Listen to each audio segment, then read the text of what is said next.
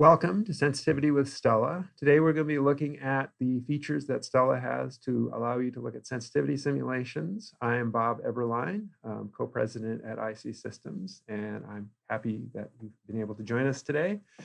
Before we get started, just a couple notes on mechanics. If you're using the GoToWebinar, there is a control panel that comes up. There's a little grab tab that allows you to change its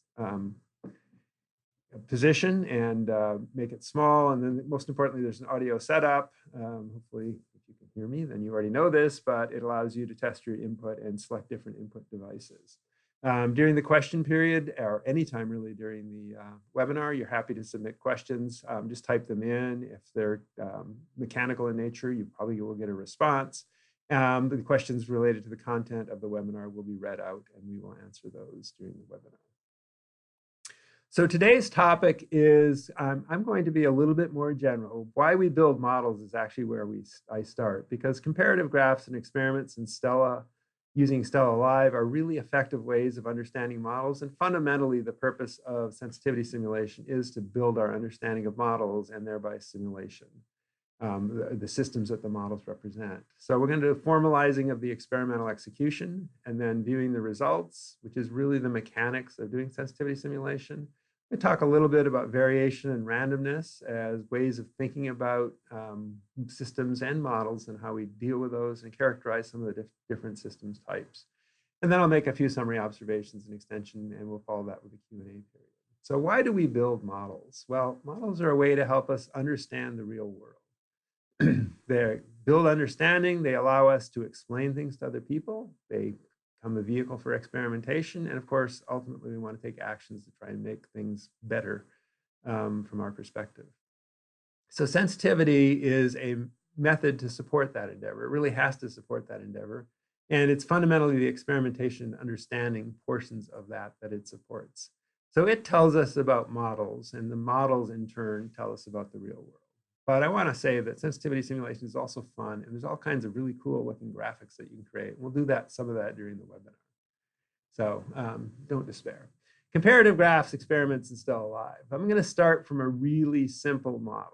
And the key thing here is I am starting kind of before we would normally do sensitivity, but I think it's a really valuable place to start when you're just looking at this. And this is a simple carrying capacity model that has a carrying capacity and effective crowding on deaths, births that come in and deaths that go out. And if we just run this model, we see that we get an adjustment from exponential growth in population, then an adjustment toward the carrying capacity over time. And if we were to change the carrying capacity, we see that the number of the ultimate population goes up, or it goes down if we make the carrying capacity smaller than it might have been. And one of the interesting things to do with this model is to change the birth rate, because the birth rate effectively is the pressure on things. And we see when we increase the birth rate, we actually end up with a population that is higher than the carrying capacity, because the rate at which the people are being born has to match the rate at which, well, these are critters, not people in this case, the rate at which the critters are dying. And for that to happen with a higher birth rate at a given population, there will be higher births. So there need to be higher deaths, and that means that the effect of crowding on deaths needs to be higher. And that means that we need to be above the carrying capacity. So that's a simple carrying capacity model and a way to experiment with that. And what we want to do is, so that happens, there are too many people in the room. We see what happens when we adjust I didn't do the initial population, I actually did the carrying capacity in that case. But what happens when there is pressure, which is the birth rate, and that then this vehicle, the model itself is a vehicle for understanding both the model and if you have pressure on births, the underlying system, any system, if there is an excessive birth rate, is going to end up having compensating pressures to bring things into equilibrium if it's a system that goes into equilibrium. So what are the mechanics of doing this as a formal sensitivity analysis? Well, first we go to the panel for the model and specify parameters. So the panel for the model you get by double-clicking on a blank space. There's also under model, there's a run specs, which will bring up the same panel. And the third tab on here is the sensitivity analysis tab. And what sensitivity analysis allows us to do is it allows us to change, to set a set of parameters that we're going to be working with. In this case, let's change, for example, the initial population. And let's let that vary from 10 to 120. And we will do this incremental is the default when you're doing one parameter, and we're going from 10 to 120, so that's effectively 11 steps, which will do it by tens. And then once I've done that, get everything in place, you will be, you can activate and run this. So activate and run sensitivity. And we see that we get the population, depending on where we start, it goes up. And it always ends up at the carrying capacity, regardless of the initial population.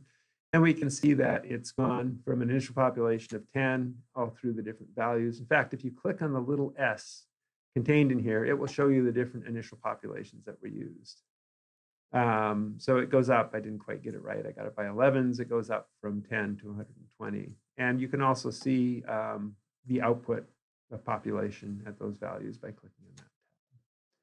That's really all there is to doing a sensitivity run. I was going to vary birth rate in this, but I ended up varying initial population. And then we do an S run and we do the results. And the results are pretty good. If you're looking at a comparative graph, and here's a comparative graph in which I was varying actually the birth rates. Let me go and do that so we have a similar looking graph when you see there.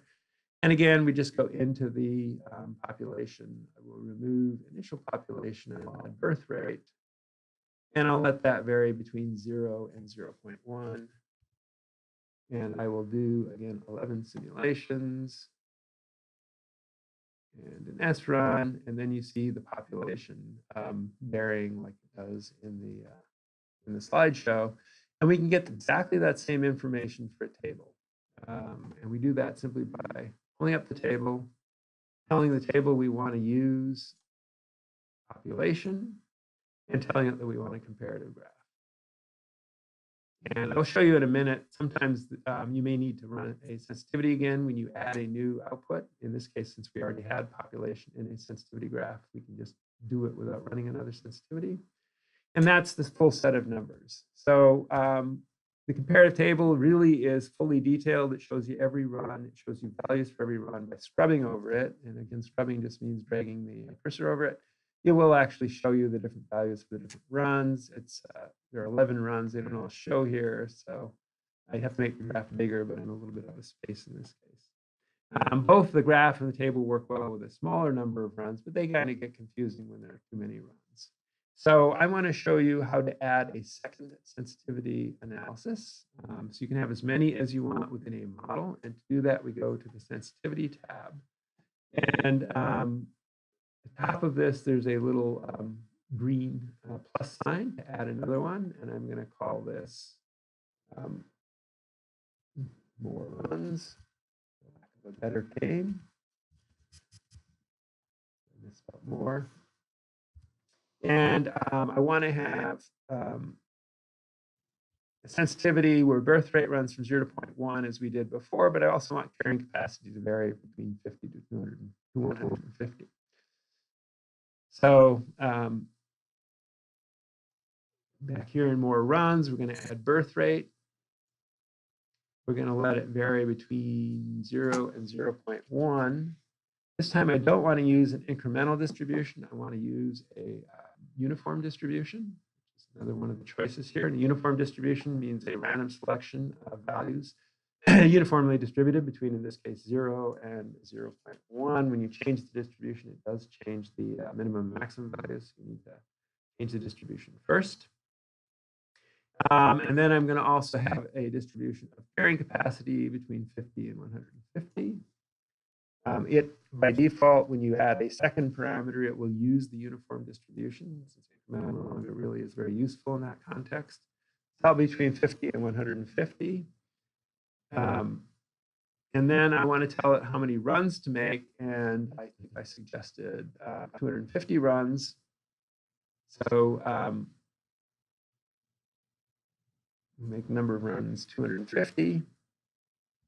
And then I have to activate this because right now, if I go back, you can move between the different selections you have for sensitivity outputs, the first and the second. And right now, the first is active. The second one is not active. So I can either click the active button or click activate and run, and it will run a sensitivity test. And in this case, it's doing 250 runs. And we see when we do 250 runs that we end up with a graph that is a little bit hard to read because there's an awful lot of lines that are overlapping one another. And so what we want to do is find a way of manipulating the output so that we can see things a little bit more clearly. There are a couple ways of doing that, and one of the best and kind of most fun to look at is what's called a confidence bound graph.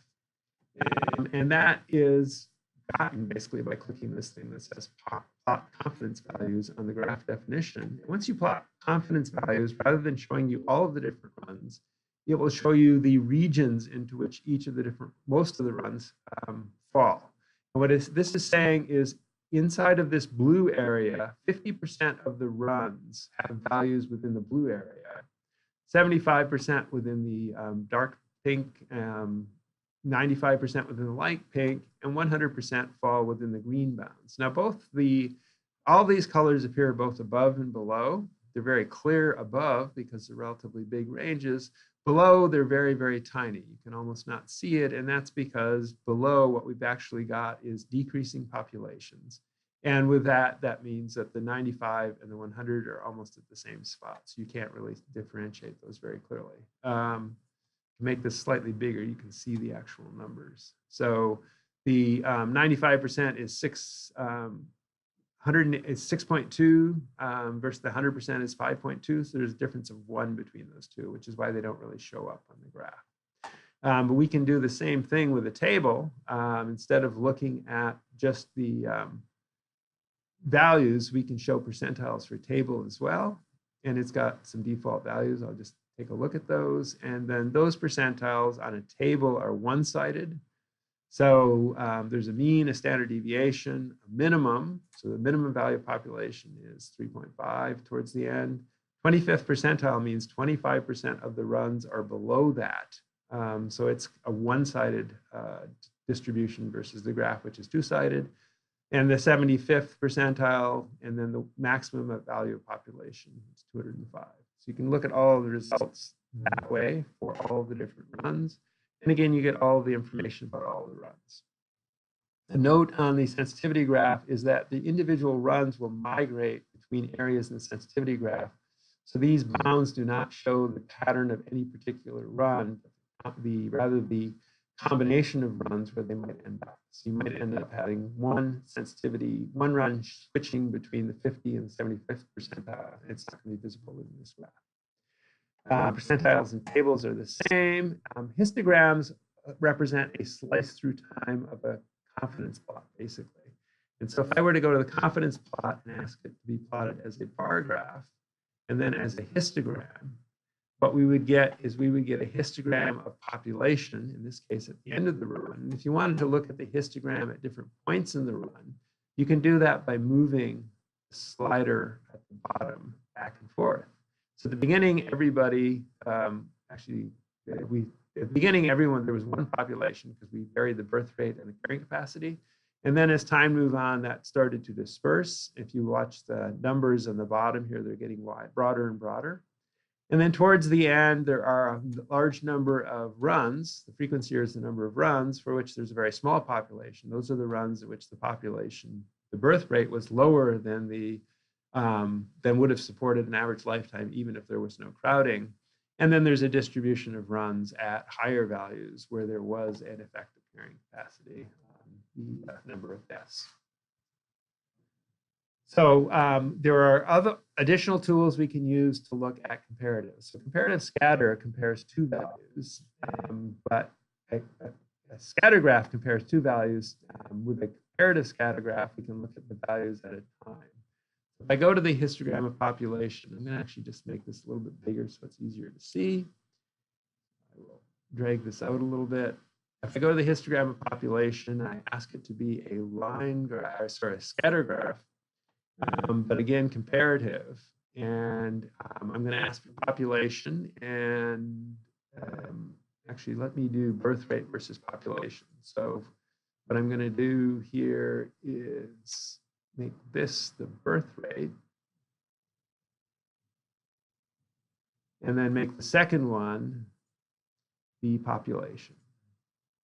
So we have an empty graph right now because the only thing that was stored for sensitivity results was the population.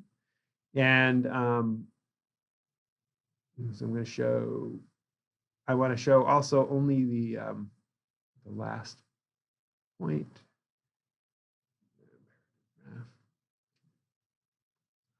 Show single point per run, sorry. And that's the different values of the birth rate. And I misspoke. We do have both birth rate and population because birth rate was the sensitivity parameters. Those are the different values for birth rate and population at the different at the different runs. And one of the things that we can do, again, this is actually at fairly early on, we can change the time we're looking at things. And this is actually very interesting. If you go fairly early on, right at the beginning, everything is flat because we all started at the same place. But as soon as you start moving forward in time, you see that there is growth. And that growth, a little bit further, is actually exponential. But it doesn't quite mean the same thing as a normal exponential growth. The bottom, the x-axis here is showing the birth rate. The y-axis is the population. And this is showing now at time 12. So it's saying after 12 months, different birth rates end up being different populations. And the larger the birth rate, the more compounded the effect on population. And it is actually an exponential curve that we're seeing here. And it's saying that at a higher birth rate, the population will grow more and more. And it's really after 12 months. But as we go out, what we see is we start seeing a spreading at the higher values. And that spreading occurs because the populations are running into their carrying capacity. And you'll see it actually flattens out because we have a maximum carrying capacity in this sensitivity the way we have done it. So some of these have a lower birth rate with a higher carrying capacity, and some of them have a higher birth rate with a lower carrying capacity. And they can end up being the same kind of population that results. So you get a spread of these, even though the birth rate is quite high. If you have a low carrying capacity, you're going to end up with a low terminal population. So the bubble chart adds another dimension to this and looks really cool, which is one of the reasons I love it. So we ask for a bubble chart. It's still comparative. We still want to show only the last bubble. And you'll see that as soon as I click on that, everything goes blank. And the reason everything has gone blank is because we haven't specified the third thing. The third thing I want to use is actually going to be the effect of crowding on deaths. And now I'll see 5 bubbles. And there are 5 bubbles because we've stored all of the information from the last 5 runs.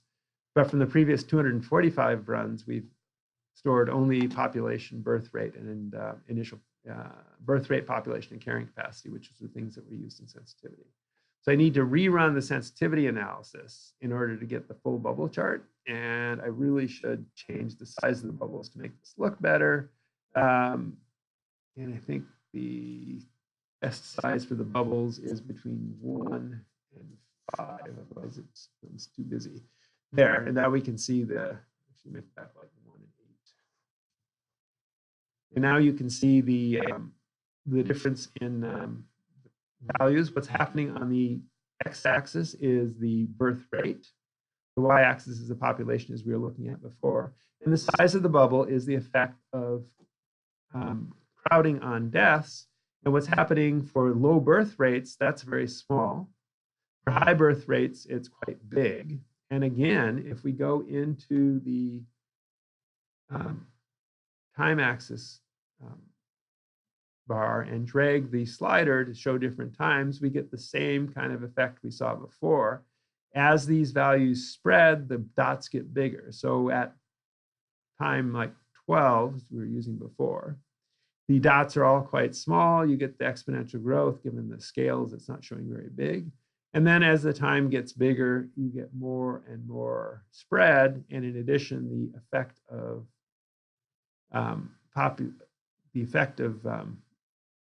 crowding on deaths gets bigger and bigger.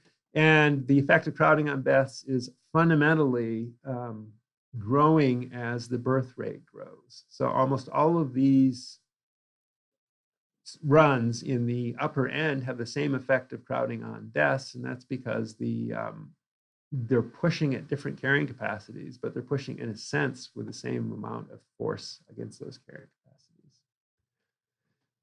So that's another dimension using the bubble chart to look at things. And I haven't talked very much about the distributions that are used when we look at this, but what we've been doing is selecting different points from distributions. And I used, in the first run, I used what was called incremental, which just means you go 1, 2, 3, 4, 5, which makes a lot of sense if you're doing a single parameter. The second run, I use what's called limited runs random sampling, which means we have 250 runs. For each of those, we randomly sample the uniform distribution for birth rate and carrying capacity and make a simulation. There is another, and we can see kind of the distribution, and this will be with a scatter plot of the birth rate. And the second one is carrying capacity. And that's a distribution of birth rate versus the carrying capacity. These are the assumptions that are being made in the simulation analysis. And you can see there's some pretty big spots of white space where we didn't really get either of these in. And that's the typical characteristic of random sampling. There's an alternative sampling technique that's called Sobol sequences. And what a Sobol sequence does is it tries to find a pattern of selections that minimizes the amount of white space, if you will, in that. Sobol sequences are not actually random selections over time. They're a fixed selection, but they're one that tries to maximize the dispersion within the parameter space that's being searched over. And one other parameter that's, or approach that's called, is called Latin Hypercube. And Latin Hypercube sampling basically takes each of the individual parameters and says, let's make sure that one value from all of the different ranges that's possible for that gets chosen. And Latin Hypercube is really designed when you have a small number of runs, 12, and you can click on S run. And what it does is it makes sure, if you look along here, you'll see going from left to right, it's absolutely uniform in terms of where each of these plots is. And going up and down, it's also absolutely uniform. And that's because what the Latin Hypercube does is it makes sure that we get all of the different points in the one axis, all the different points in the other axis. And it does this in as many dimensions as there are. And it's a very efficient way of making sure that you explore the entirety of any single parameter, but clearly it doesn't explore the entirety of parameter pairs, which is what the Sobol sequence is so helpful for. So random sampling, Sobol sequences provide a much better coverage in all dimensions, more complex exploration, more complete exploration of parameter space. Whereas Latin Hypercube allows coverage of a much smaller number of runs and guarantees that all subranges will be selected, but doesn't say anything about cross-dimensional variety, which is its weakness. I've talked a lot about simple deterministic. We've looked at a simple deterministic system in which the sensitivity is around behavioral response of that system to different parameter assumptions. And that is a great way to learn about a range of responses from a system, but it's not always telling us very much about potential direct trajectories. And a good model to consider to look at this is the workforce inventory model. Some of you are probably familiar with. And workforce inven 01. And this is a simple workforce inventory model. In this case, demand takes a step. And we can look at this. That's a behavioral response. We can do a simulation run where we vary the time to correct input. See what I'm varying here. Time to adjust workforce and time to correct inventory. And we see the results of that. And we can see there's a variety of different responses here. So that's the behavioral, but we can use exactly the same model, almost exactly the same model, which is called inven 02. And instead of having a step input in demand, we get a random demand. And here the randomization is done differently each time. If I were to look at the demand equation, you can see that it's a normal distribution with a mean of 100 and a standard deviation of 20. and I want to make sure the normal distribution does not go below 0. So I've added 2 extra parameters. The third is the noise seed. Using NaN for a noise seed guarantees that you'll get a different distribution each time. And then the fourth parameter is the minimum value. I just never want this to be negative. In this particular case, given the 120, it probably would have been the same if I'd left these second 2 parameters off. We would have gotten the same results. But you can see that each time we run this, we get a different set of results. That's set up as confidence, so it looks kind of interesting. And this is a model where we can set up a sensitivity run. And if I look at the sensitivity settings for that run, it's blank. I say I want to make 5,000 runs with a blank set of sensitivity parameters. But I don't want to change anything. And what I'm doing here is every time it makes a run, it uses a different random drawing. So we're doing 5,000 runs of a distribution, 5,000 runs that show different drawings of a random noise stream. So I'm going to do this. It takes a little while to do it because we're asking it to do 5,000.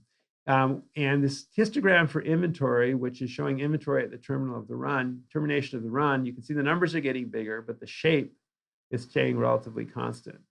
And if you look at now the confidence graph for the inventory, you can see that what happens is, this is really clear on the 50, 75, and 95%, is we go fairly quickly from a narrow range, because we started this model all in the same place, to a broader range, but one that doesn't change over time. And you can see that same thing if I move the time slider. You can see that there's not much effect on the inventory histogram. It does change a little bit, but it doesn't change very much. And this is because this is a system that's gone into a steady state. Sometimes these are called ergodic systems. And what that means is that the system, if you look at it at any point in time, we would see the same nature of distribution of the runs. So that's a range of responses to the same input. We've got a random demand. Normal uses a seed of NaN. As I say, you could leg that off. And the real question is here, how different could the runs be with the same set of parameters? And here I ran a sensitivity with no inputs just to see the amount of variation we would see with the same set of parameters. I could definitely combine that sensitivity with a sensitivity using some of the other parameters. And then you'd see a combination of the range of behaviors that the system itself could manifest, or that the model itself could manifest, combined with a range of responses that might be manifested from it. But that's what I call randomness, as opposed to variation in model structure. And it lets you just look at where a model might have been at any point in time. And that's kind of important, because when there is randomness involved in a system, we often end up with a model that is at any point in time in a location that is different than could ever be predicted in any straightforward way. I want to characterize the systems we're talking about, because they end up being kind of important when you're understanding what's happening with sensitivity analysis. The first type of system is what I would call a convergent system. So there's variation in the infection rate. Look at infectious disease model here.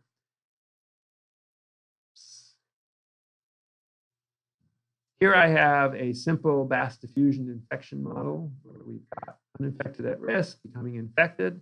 If I run this model, it goes through the classic S-shaped adjustment. There's some variation in the infection percent, the percent of people who are coming in contact who actually become infected, and that gives us a little bit of bump in the run.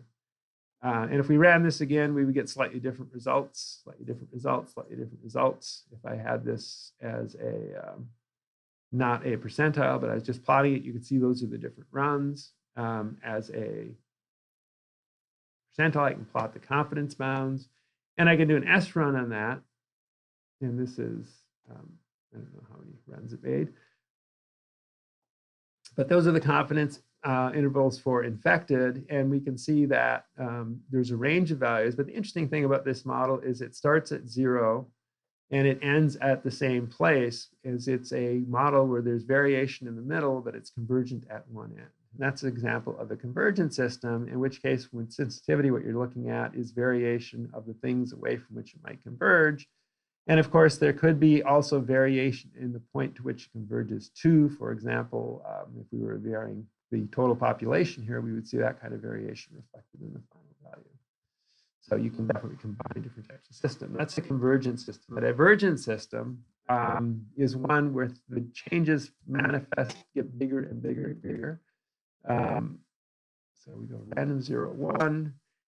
And this is if we run this once, we get a current return, run it again, and then we can set up a S run, which is set up for 500 runs. Turn this into a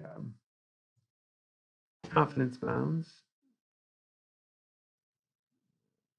Here it is, confidence bounds. And I'll also plot confidence bounds in this. I'll do an S run.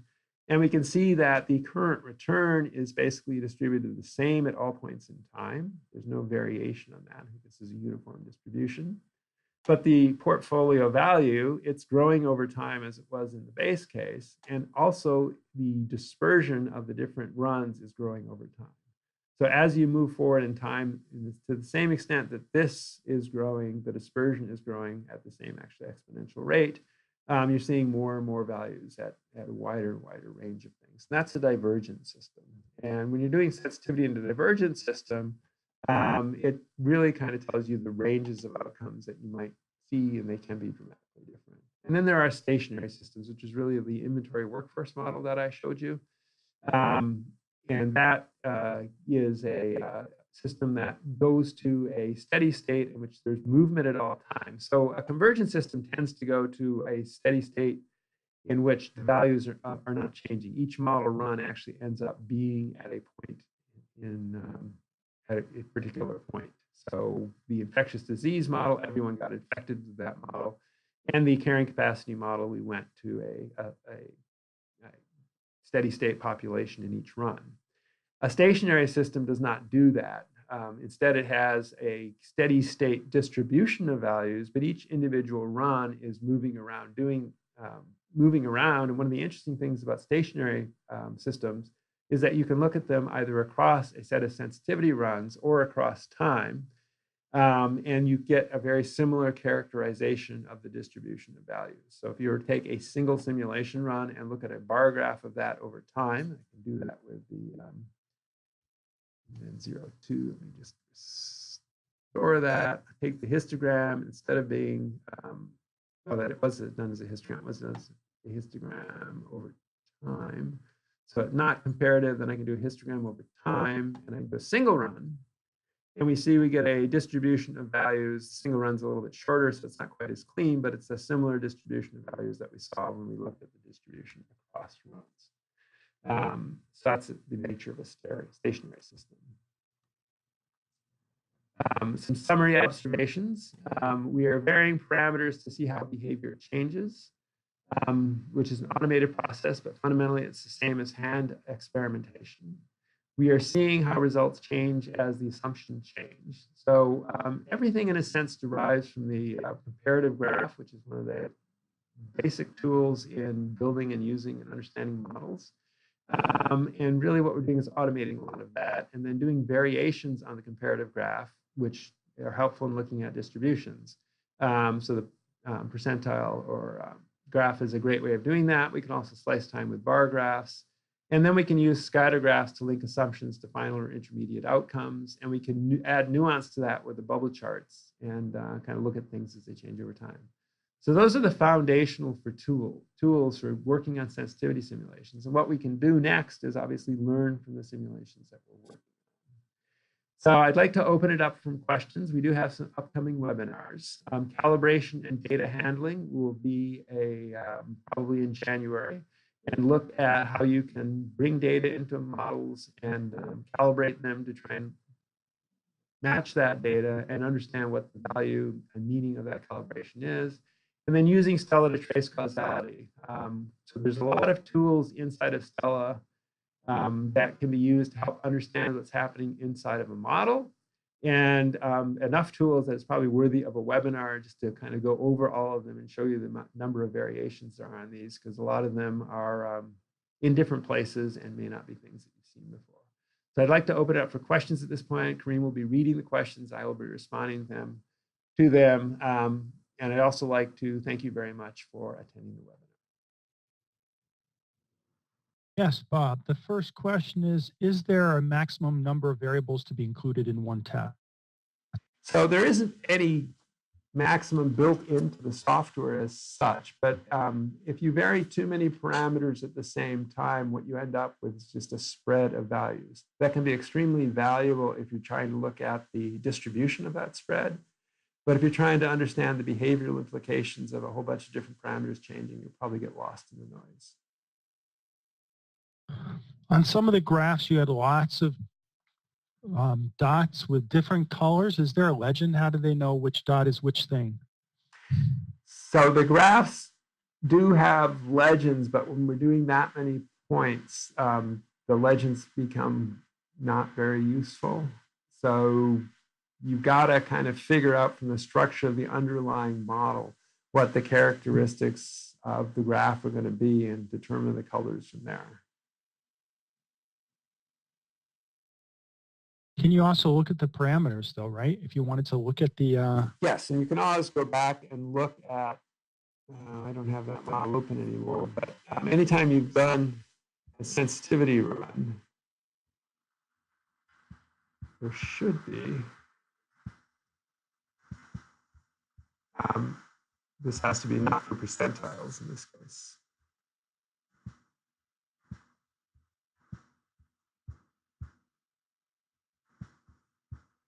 Well, I showed it to you before and I can't find it, but there should be an S to click on and see what the assumptions were that were going into the sensitivity run.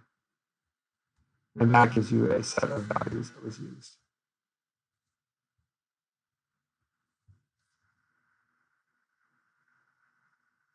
Okay, someone has a specific question about the runtime version. Can you build sensitivity analysis into a runtime version?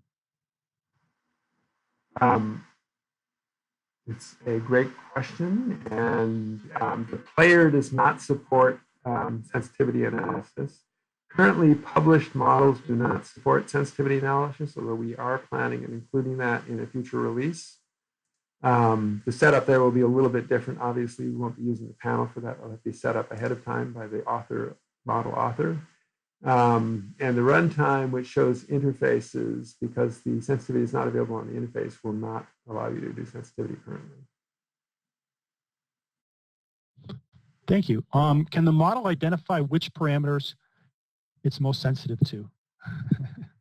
So that was really one of the reasons I showed the scatter plot, where you can show the inputs and the consequences on outputs. So one of the ways to do that is to export all of the data, which you can do with a comparative table, for example, and go in and run regression analysis on input parameters versus output measures. But visually, the scatter plot is exactly the way you want to do that. And that feeds back to an earlier question that was about how can you tell by looking at the graph or the table whether the results are reasonable or questionable, or whether you have a higher confidence or lower confidence in what it's telling you? That's a great question, and it goes back to the whole theme that I started this on, which is that we're using models to try and gain understanding what's happening in the real world. And as we use models and exercise them, we build confidence in the models telling us about the real world. And also sometimes we lose confidence in what the model is telling us about the real world. So the set of techniques for understanding whether or not something is reasonable is exactly the same set of techniques that is understanding whether or not a model is reasonable in any setting. This is a way of exercising the model, seeing how it responds. When we see something that's questionable, we need to dig in and do that with clicking on the little S button and grabbing specific parameters and figuring out whether or not that particular combination of parameters ended up doing something that was just downright silly.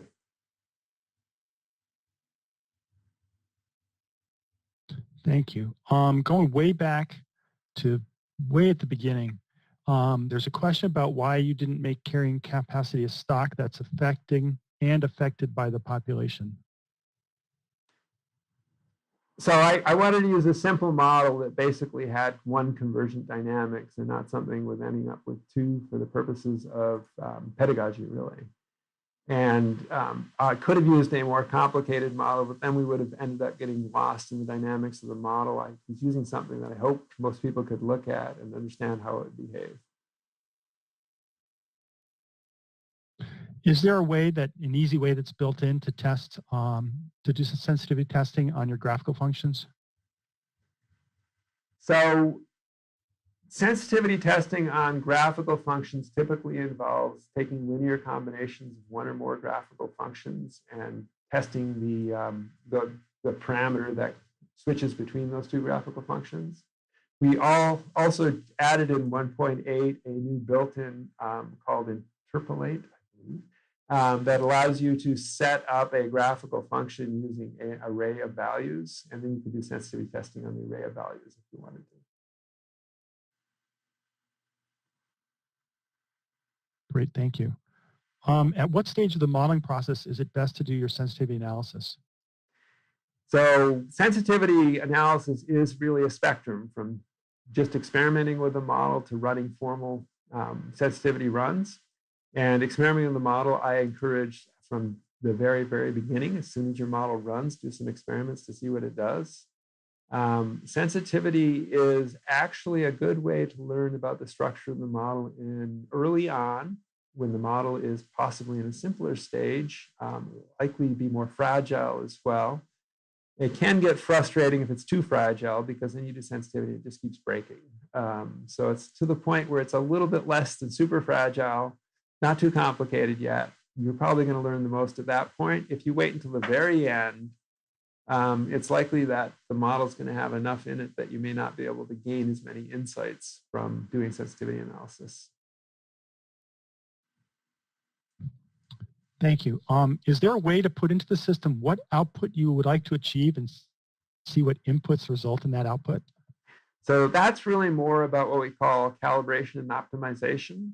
And so where the outputs will be a particular set of observed behavior, we're going to actually go over that in the calibration webinar. Which is the next one, right? Yes. Hopefully January, you said. Yes. So ideally, how many runs are appropriate for exhibiting the behavior? So that's a fairly deep question. If we're looking at the variety of behaviors that a model can generate, then hundreds is usually appropriate. If you're interested in particular characteristics of the distributions that get generated by models, in many cases, thousands or tens of thousands of simulations are necessary to get to the tails.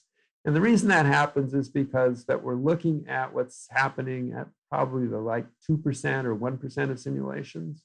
And to get some confidence around that, you need lots and lots of replication.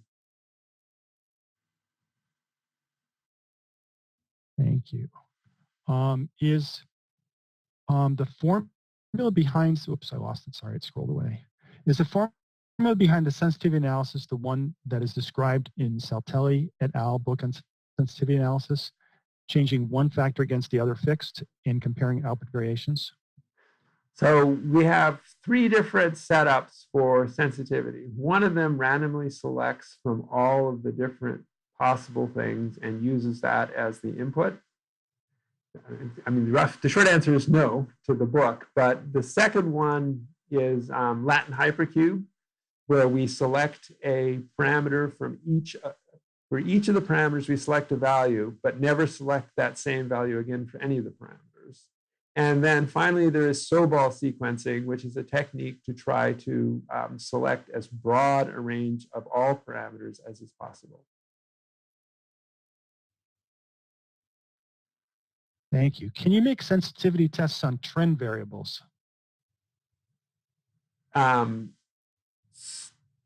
Certainly in terms of the trend or a multiplier on the trend, if it's a growth rate, then the growth trend could be varied, which is kind of what we did in the model with bank balance. And if it's a trend that's going on and you've got variation around that, you can certainly have no variation being chosen around that. So you can do anything you want, but you may have to set up some model structure to have it impact things the way you want it to in running the model.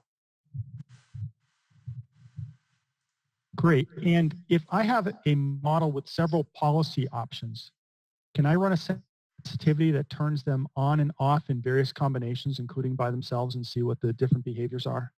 Absolutely. Again, you need to set up the model structure to have switches, but it's very completely valid to have 0 and 1 be the two values that are allowed in doing sensitivity analysis. And if you're doing something like that where you just want to look at all combinations, there is an all combinations, and you could use incremental for the distributions between 0 and 1. And it will give you all of the different zeros and ones that you can think of. Thank you. And is there a book that you'd recommend on sensitivity analysis? I should have prepared for that question. Unfortunately, I didn't. So off my head, I cannot. Okay. I don't think there are any new questions related to sensitivity. All right. So thank you all for attending. Hope you enjoyed this. As always, if you have feedback or want to get back, please feel free to drop me an email or to drop support an email. Be happy to answer questions or make suggestions. Thank you.